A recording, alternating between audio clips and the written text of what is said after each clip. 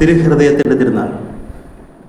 യേശുക്രിസ്തു തൻ്റെ ഹൃദയവുമായി ബന്ധപ്പെടുത്തി പറയുന്നത്, ഞാൻ ശാന്തശീലനും വിനീത ഹൃദയനുമാണ് എന്നാണ്. അവിടുത്തെ ശാന്തമായ ശീലവും വിനീതമായ ഹൃദയവും എല്ലാവർക്കും പാഠമായി മാറണമെന്നും അത് ആശ്വാസമായി തീരുമെന്നാണ് യേശുനാഥൻ നമ്മോട് അരുൾ ചെയ്യുന്നത്.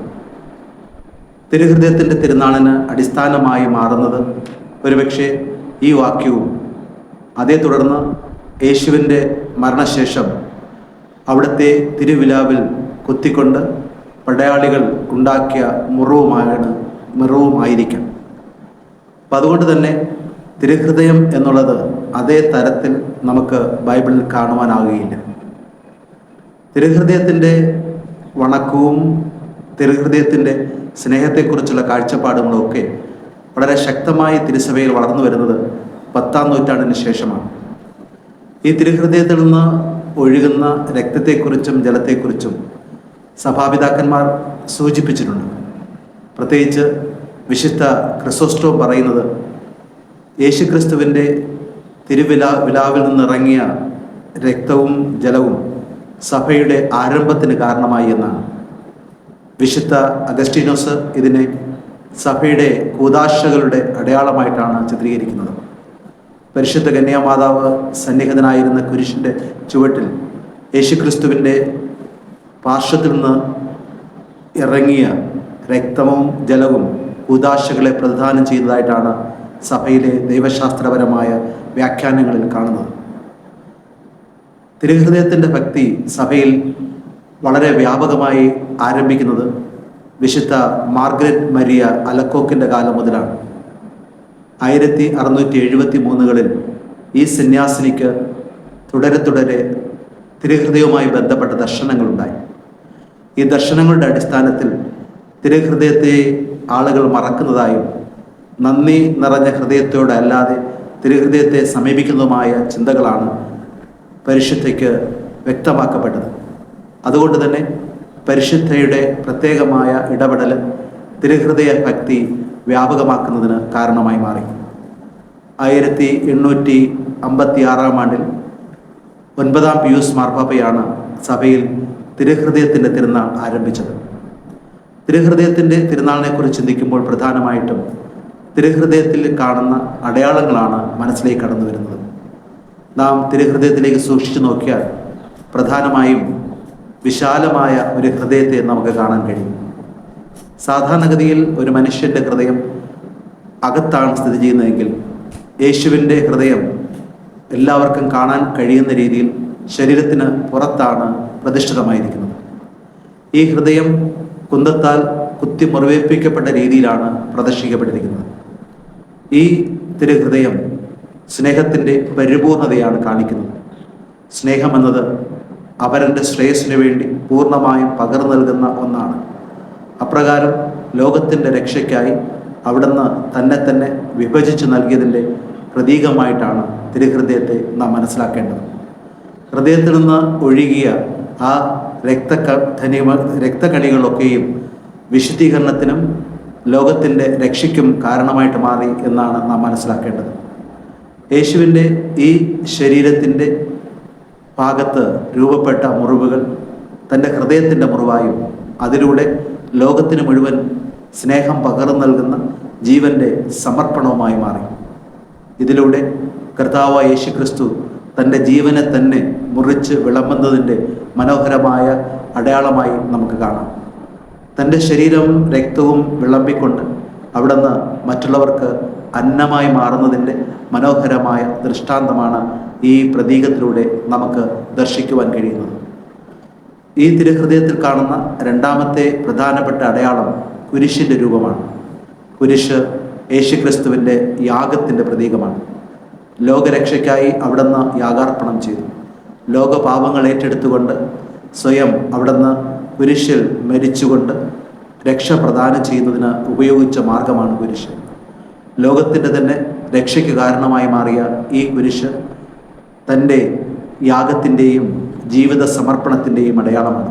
അപ്പം അതുകൊണ്ട് തന്നെ പാപത്തിൽ നിന്ന് മോചനം നേടി രക്ഷയിൽ സഞ്ചരിക്കുവാൻ ഈ തിരുഹൃദയത്തിലെ കുരിശ് മനുഷ്യന് പ്രചോദനമാകുന്നു എന്നുള്ളതാണ് ഇതിൻ്റെ പ്രത്യേകത. അപ്പം അതുകൊണ്ട് തന്നെ തിരുഹൃദയത്തെ വണങ്ങുകയും ആരാധിക്കുകയും ചെയ്യുമ്പോൾ ഓരോ മനുഷ്യനെ സംബന്ധിച്ചിടത്തോളം അവൻ്റെ രക്ഷയുടെ പാഥേയമായി കുരിശിനെ സ്വീകരിച്ചുകൊണ്ട് വിശുദ്ധീകരിക്കുന്നതിന് വേണ്ടിയുള്ള മാർഗമായി അത് മാറ്റിയെടുക്കേണ്ടതുണ്ട്. മൂന്നാമത്, ഈ കുരിശിൽ കാണുന്ന അടയാളം മുള്ളുകൊണ്ട് തീർക്കപ്പെട്ട ഒരു കിരീടമാണ്. യേശുക്രിസ്തു തൻ്റെ ശിരസ്സിൽ സ്വീകരിച്ച മുൾക്കിരീടമാണ് ഇവിടെയും സൂചിതമാകുന്നത്. മുൾക്കിരീടം യേശുക്രിസ്തുവിൻ്റെ ഹൃദയത്താൽ ചുറ്റി വരിയപ്പെടുമ്പോൾ അവിടത്തേക്ക് സ്വാഭാവികമായും ഉണ്ടാകുന്ന വേദന അസഹനീയം തന്നെയാണ്. ഈ മുൾക്കിരീടം സഹനത്തെയാണ് സൂചിപ്പിക്കുന്നത്. ലോകത്തിൻ്റെ പാപങ്ങൾ ഏറ്റെടുത്ത കർത്താവിന് ലോകത്തിൻ്റെ പാപങ്ങളാൽ ഉണ്ടായ സഹനം അതിതീക്ഷ്ണമായിരുന്നു എന്ന് നമുക്ക് മനസ്സിലാക്കാം. ഓരോ പാപവും അവിടുത്തെ ഹൃദയത്തെ കൂടുതൽ കൂടുതൽ വേദനിപ്പിക്കുന്ന ഒന്നാക്കി മാറ്റുകയും മുള്ളുകളുടെ എപ്രകാരമാണോ ഹൃദയത്തെ ഭേദിച്ചുകൊണ്ട് വേദനയ്ക്ക് കാരണമായിട്ട് മാറുന്നത്, അങ്ങനെ ഉണ്ടായിക്കൊണ്ടിരിക്കുന്ന ഇനിയും ഉണ്ടാകാവുന്ന എല്ലാ പാപങ്ങളും അവിടുത്തെ അസഹനീയമായ വേദനയ്ക്ക് കാരണമായിട്ട് മാറി. അതുകൊണ്ട് തന്നെയാണ് ഈ മുൾക്കിരീടം യേശുവിൻ്റെ ഹൃദയത്തെ ഭേദിച്ചുകൊണ്ട് അതിനെ ചുറ്റി വളഞ്ഞിരിക്കുന്നതായിട്ട് വിശുദ്ധ മാർഗരറ്റ് അലക്കോക്കിന് പ്രത്യക്ഷീഭവിക്കുവാനിടയായത്. ഈ മുൾക്കിരീടം യേശുക്രിസ്തു അപമാനമായിട്ടാണ് തൻ്റെ ശിരസിലേറ്റുവാങ്ങിയത്. അപമാനമായി തൻ്റെ ശിരസിലേറ്റുവാങ്ങിയ മുൾക്കിരീടം ഇപ്പോൾ അവിടുത്തെ ഹൃദയത്തിൻ്റെ ഭാഗമായി മാറി.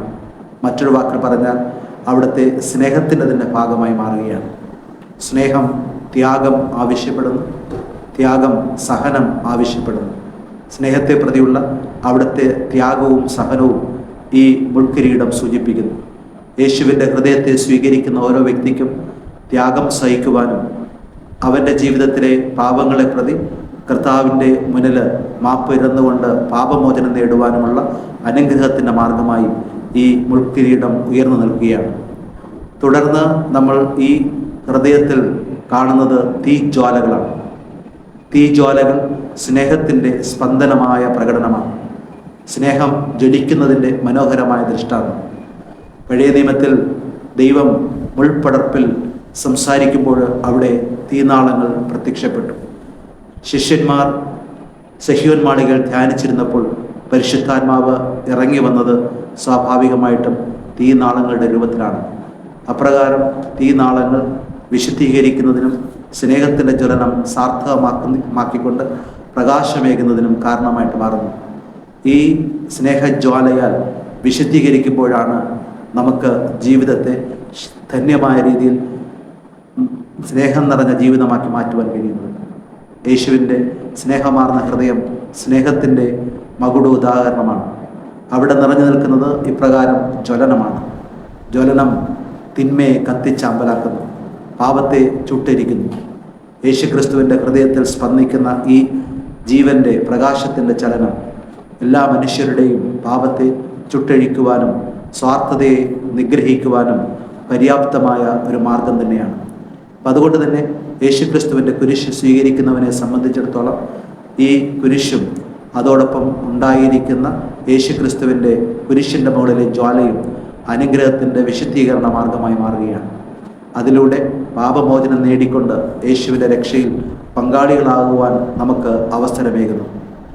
അവസാനമായി യേശുക്രിസ്തുവിൻ്റെ തിരുഹൃദയത്തിൽ നിന്ന് ഒഴുകിയിറങ്ങിയ ആ രക്തം തിരുസഭയ്ക്ക് രൂപം കൊടുത്തതുപോലെ തിരുസഭയിലെ കൂദാശകളെ നിലനിർത്തുന്നു. ഈ തിരുഹൃദയത്തെ സ്വീകരിക്കുകയും തിരുഹൃദയത്തെ ജീവിതത്തിൻ്റെ ഭാഗമാക്കി സ്വീകരിക്കുകയും ചെയ്യുന്ന ഓരോ വ്യക്തിക്കും സഭയിലെ പങ്കാളിത്തം കൈവരികയാണ്.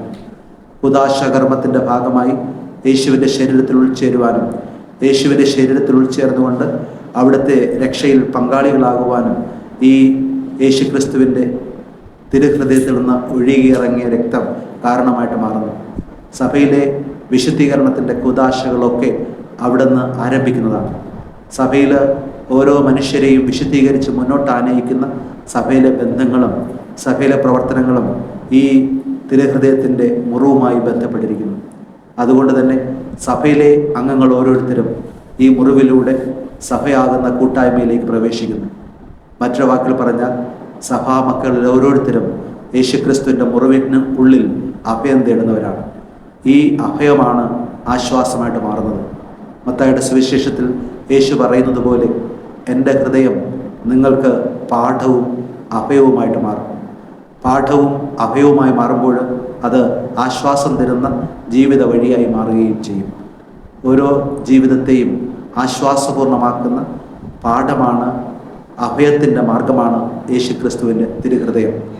ഈ തിരുഹൃദയത്തെ നാം നമ്മുടെ ഭവനങ്ങളിൽ പ്രതിഷ്ഠിച്ചിരിക്കുമ്പോൾ, തിരുഹൃദയത്തിൻ്റെ മുമ്പിൽ നാം പ്രാർത്ഥിക്കുമ്പോൾ നമുക്ക് അഭയം തരുന്ന ജ്ഞാനത്തിൻ്റെ മാർഗമായി തിരുഹൃദയത്തെ കാണുവാനും ആ തിരുഹൃദയം നൽകുന്ന പാഠത്തിൽ നിന്ന് ആശ്വാസം കണ്ടെത്തുവാനും നമുക്ക് കഴിയണം.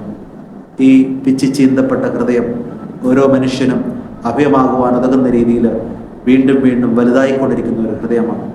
സ്നേഹിക്കും തോറും വലുതാകുന്ന ഹൃദയം, ചുക്കി ചുരുങ്ങി ഇല്ലാതാകാതെ പൂർണ്ണമായിട്ടും വികസിച്ച് മറ്റുള്ളവർക്കിടം നൽകുന്ന ഒരു വലിയ ഹൃദയമായിട്ട് മാറുവാൻ വേണ്ടി നമ്മൾ ഓരോരുത്തരുടെയും ഹൃദയങ്ങളെയും യേശുവിന് അനുരൂപമാക്കുവാൻ വേണ്ടി ഈ തിരുഹൃദയ തിരുനാളിൽ നമുക്ക് പ്രാർത്ഥിക്കുകയും കൃപാവനം യാചിക്കുകയും ചെയ്യാം. അതിന് സർവശക്തൻ നമ്മെ അനുഗ്രഹിക്കട്ടെ.